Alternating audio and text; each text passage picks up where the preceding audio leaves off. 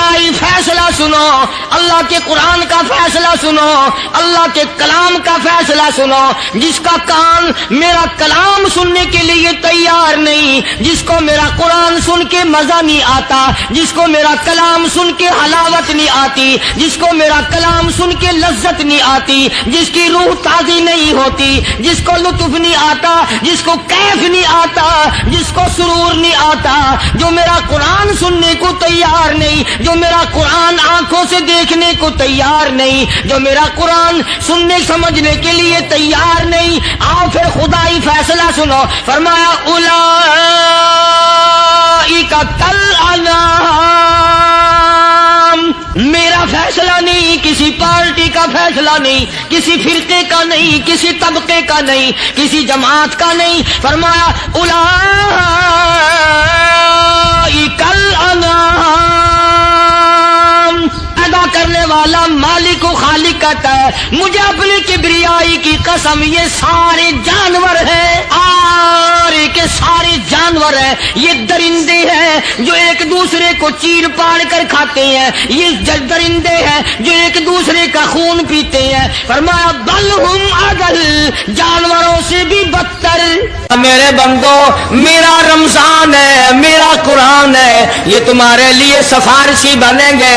شہر رمضان الذی انزل فیہ القرآن ہدی للناس وبینات من الہدی والفرقان۔ اور میرے بندو، میں نے رمضان میں قرآن مجید کو نازل کیا، اس کو کلام الہی سے مشابہت ہو گئی۔